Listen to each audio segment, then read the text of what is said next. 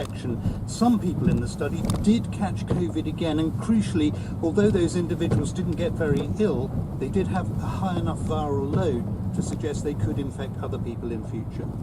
So what does the finding mean for what it is likely to be recommended for the way we behave? Well, that really is the key finding, because it means that, as the lead author, Professor Susan Hopkins, put it, the virus is here to stay, and we're going to have to maintain interventions and restrictions like face masks and social distancing, really for the foreseeable future. Now, the study hasn't had time yet to look at immunity for those who've been vaccinated rather than exposed to the virus directly, and it also hasn't looked at the impact of the new variant. That's what they're going to do now, because this is an ongoing study. So I think there is a very positive take-home message that if you've had the virus, you're going to have a high level of immunity, and it lasts for at least five months.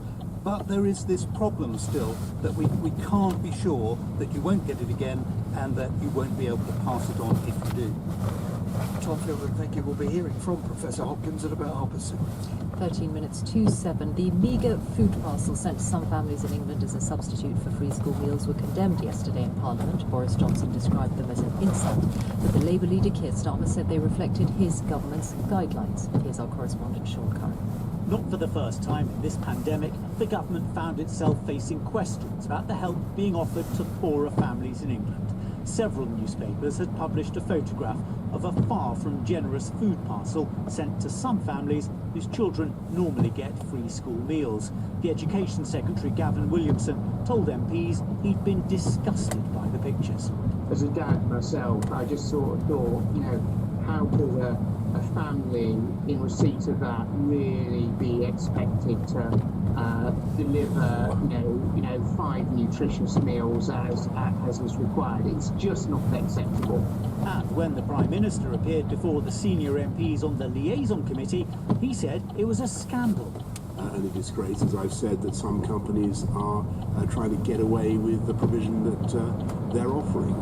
He told the committee the firms involved had been hauled over the coals, but a Labour member, Catherine McKinnell, wanted to know why private companies were being used in the first place.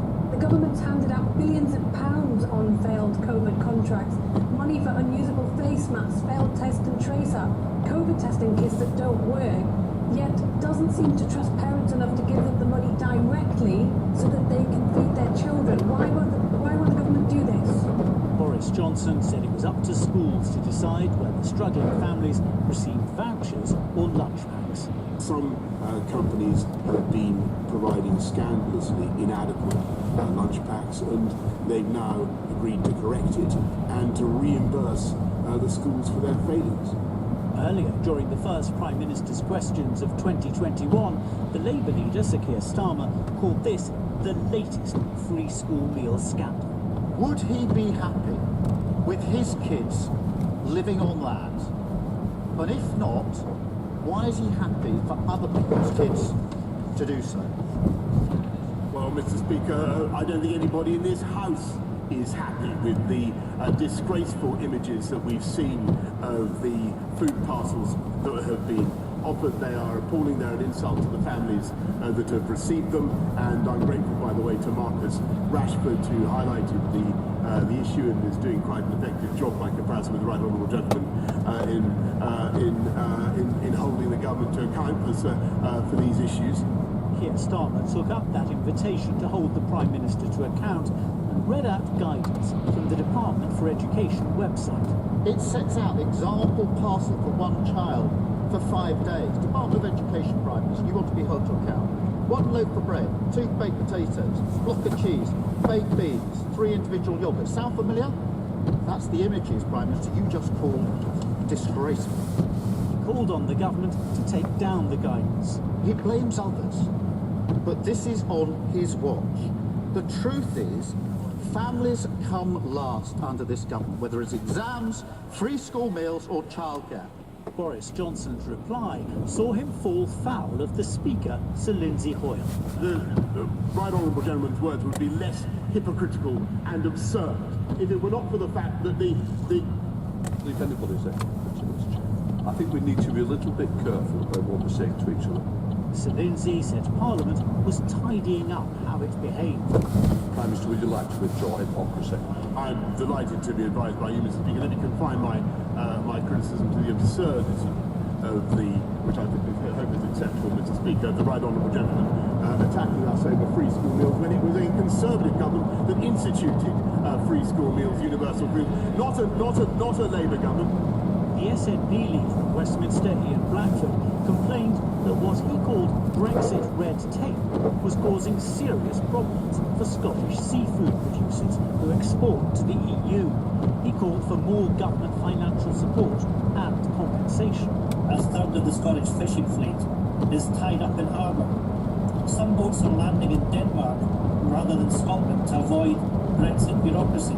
Scottish seafood exporters are losing upwards of £1 million in sales a day. Boris Johnson said the government was spending £100 million to support the fishing industry in Scotland and across the whole of the UK. Most of his reply was taken up with criticism of the SNP. Later, the Prime Minister told the liaison committee he understood the frustrations of Scottish fishing businesses facing what he said were temporary difficulties. Mr Johnson said the firms would get compensation, but didn't give any more details. That was Sean Curran reporting on yesterday in Parliament, and as ever, you can get more Harvest Date on digital and live. Now at 7 minutes to 7 to the Senate. That will be the focus for the next stage of the impeachment proceedings against Donald Trump after he leaves office next week. I've been speaking to Sam Nunberg, who was a political advisor to the 2016 Trump presidential campaign, who said that last night's vote was expected. I'm actually surprised it was only 10 Republicans. I assumed it was going to be as many as 30. Ultimately, the president won't be convicted in the Senate. I don't believe. In fact, what you've seen is even with McCarthy, the House minority leader, were Republicans saying he would have approved a censure of the president, but not an impeachment. It's given everyone from a political point of view an out, not to convict him. Nevertheless, were these proceedings the right thing to do because of the gravity of what happened last week? What happened last week was one of the most atrocious, terrible events in American history. I mean, to see people going through the halls of Congress trying to stop and delay an election from being certified. People who'd been called to Washington by the president, who'd been told the election had been stolen from them, and been told that if they didn't fight like hell, they wouldn't have the country left. Well, certainly the president did, in fact, say if you didn't fight like hell, one of the country left. There is an argument, I think, that you can make that the president did incite the violence. What I would note is the following, and the reason I don't believe he legally has liability here, or should be held to the standard of being convicted and never be able to hold office again from an impeachment in the Senate, is one, you can clearly see that these riots, and they were riots, that they started while the president was still speaking. And two, the president, while he gave a fiery speech, I did not see any calls for direct violence. The issue, I think, could be a deciding factor is the following. What comes out if there's an actual trial in the Senate? Meaning, if people are going to testify and say, we spoke to the president that day, and he said that he didn't want to call the troops, or he said he didn't want to send protection over to the Congress, then I think that could change the calibration. But right now, let's also remember what happened today is you had a 3-page impeachment passed quick. While everybody, I think, is disgusted with Donald Trump. You know, you lose credibility when you keep going after someone. Would you be prepared to work on a future campaign, political campaign of any kind on his part? Because that is what this bid by the Democrats is designed to avoid him ever running for political office again. I don't think it's very realistic that he's ever going to run again. One of the ways things are different even today is without Twitter. You don't hear from him, right? And you have nobody here defending him. Today, he's still in office. If they do the trial in the Senate, it's going to be a month after he has left office. And it's really, for the American people, it's just going to seem gratuitous. What is the point of this? And would I ever work for him again? The short answer is I would never work for him again for personal reasons. The events last week only show the reasons why it's a terrible situation when he has people like yes men around him, like Rudy Giuliani, and he leaves as a leper. He leaves with his tail between his legs. Sam Nunberg, thank you very much. It is 4 minutes to 7, and Helen Willits has got the weather for us this morning. Morning, Helen. Good morning, Nick and Michelle. Hello there. Good morning. The big headline really this morning with the weather is the amber warning still in force from the Met Office if you're heading out Scotland, Northern England. It will be pretty treacherous. The snow has been coming down through the night. It's still falling many areas inland, even at lower levels. So we're expecting by the end of the snowfall event later today, hopefully, about 10 to 20 centimetres over the hills, but 5 to 10 centimetres away from the coast, even at lower levels.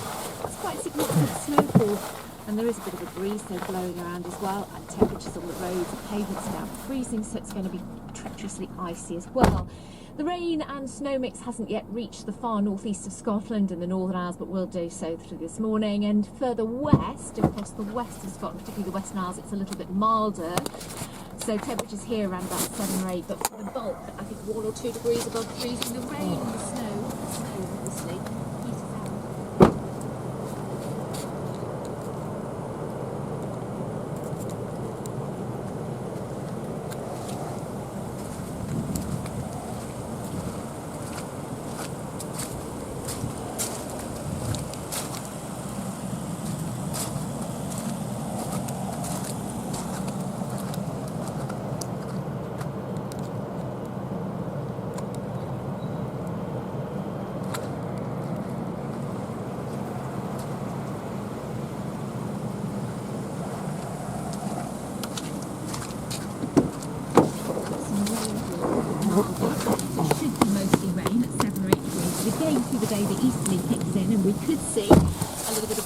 Over the hills here as well, and hopefully that rain will mostly ease away anyway through the day, but it stays predominantly cloudy away from the far southwest, so Cornwall